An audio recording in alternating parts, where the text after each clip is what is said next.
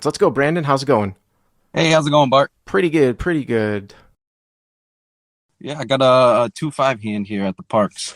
Okay, so at the parks. I swear to God, I don't pick this. I This don't is make actually this my up, first but time playing there.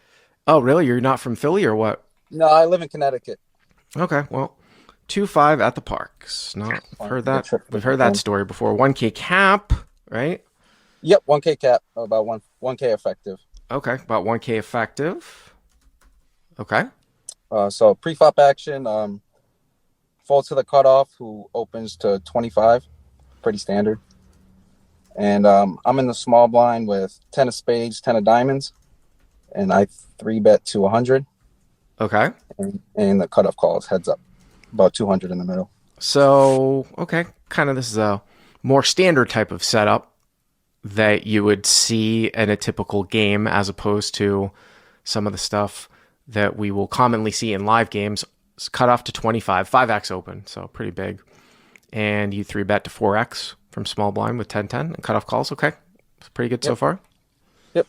And so the flop is king of diamonds, jack of diamonds, 10 of clubs. Okay, so you flop bottom set. Yes. Okay. Now, this is a situation here where you guys sort of both have a lot of strong hands. I mean, you have more strong hands than he does, but he's not necessarily going to be four betting. I mean, I would call a lot with ace king, ace queen suited, jacks. You know, I would probably putting in the four bet with like kings and aces. So maybe you've got a sliver more kings, but you probably Yeah, both have ace queen. I mean, a full defend for him, a full three bet for you, and then all the pairs. So yeah. it's pretty close, like in terms of. I mean, I think that you're sort of more concentrated in terms of equity advantage just because he's going to be defending with like some small pairs and some suited connectors that you might not three bet off with. So, yeah. So I go ahead and bet 130. So you bet 130, kind of on the larger side, but I do think that that's fine because of what I just said. Uh huh. Yep. Yeah, and the cutoff calls. I think I can get called by a lot of hands here. Yeah, and But I I don't, and I actually kind of like the large sizing because I just, again, like I don't think that any of those other hands are going to really float you, and all yeah. purple spray straight draw is going to call anyways, and all the lower pairs are going to fold out. So it looks like it's 460 right to the turn. Yeah, about 460. And turns a brick. It's a three of spades. Okay, so total rainbow, king and diamond. Well, front door diamonds out there. Yeah, Front right. door diamonds, Yeah, yep. king and diamonds, jack of diamonds, 10 of clubs, turns a three of spades. Okay, And I have the 10 of diamonds. okay, yeah. So I don't know if I really like my sizing here. I bet 200. Well, I mean, I would be just trying to think about possibly trying to get as much money in here as possible in terms of stacks. So, you know, if you bet 200 and he calls pot's 860, you guys have put in 430, so you'd have about 570 left. So, you know, it leads about maybe a 60%. I mean, I think you could probably bet a little bit larger. Like if you went like 275 call, you get to a pot of about 1,000 and you'd have like 500 left. That's a real good sweet spot with about half pot size bet left. Thinking around 275. Yeah, and then or you could even go through. You know, you could even go 300. It was funny. There was a comment on YouTube from someone. I don't know if it's actually a comment or an email. I think it might have. I can't remember actually. Saying, "Oh, I disagree with you about what you're talking about. Chip spiking. Chip spiking. When I talk about chip spiking, small stakes exploit, I talk about using larger size denomination chips to bet with value hands for the most part because a lot of recreational players they lose track of the pot size. So if you're using all small denomination chips, like you're putting stacks of $5 chips, they have Yeah. no fucking idea what the pot size is. Yeah, exactly. So if you use large chips, they can see the pot size. So this is a spot where I try to be using as many hundreds as possible. If I went 275, I'd do it with three $100 chips, or if I go 300, you just want to make the pot have as many $100 chips as possible here, leading to a river value bet, in my opinion. But okay, so you go 200.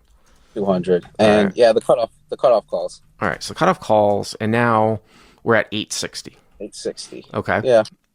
So I think I have the best hand here a lot of the time. I think he raise ace queen or pocket jacks by this point. I mean, not necessarily.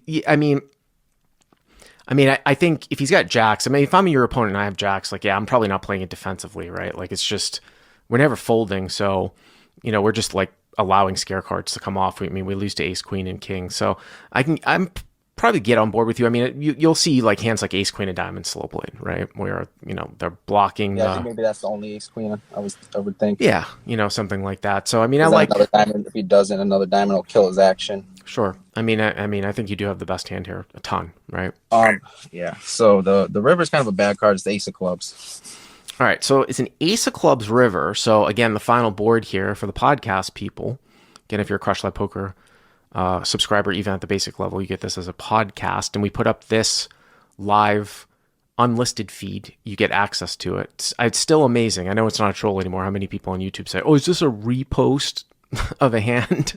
No. We take the best hands from the stream and we make them into videos. So king, jack, 10, 3, ace. One liner to a queen, which is open-ended, right, on the flop. However, this is part of the reason why I picked this hand. Well, there's front door diamonds. I mean, here's the thing. It's a late position thing. So obviously there's a couple of different things you could do. You could check, but the reason why I'm probably not a huge fan of checking all that much is the reasons to check would be to induce a bluff, which I suppose would be from missed diamonds. Okay. Now, people at this level aren't necessarily turning like the nut flush draw into a bluff, which is an ace. So it'd have to be some sort of like low suited connector, like 6-7 a diamond, 7-8 a diamond, something like that. Not a whole lot. Or if they were to value bet a worse hand, and get them to value own themselves. And usually that's only the case where it's proper to check call rivers is if they would value bet a hand that they would otherwise fold. That's a very, very rare thing at this level. So, it's one of these things that, sure, he can have a queen, but the question is that, like, I don't think he's value owning himself with ace king. If he has ace king, I do think he's going to check. No, he's going to check back. But the question now is that will he call with hands, though? Will he call with hands more often than he would bet them? And I think it's probably pretty close. You unblock top pair. I mean, he does have a fair amount of queen X, king, queen, and queen jack, queen 10 suited that might, obviously get here in this manner in that way. But if you think that you can get called by two pair, then a case could be made for a block bet. It's probably really, really close.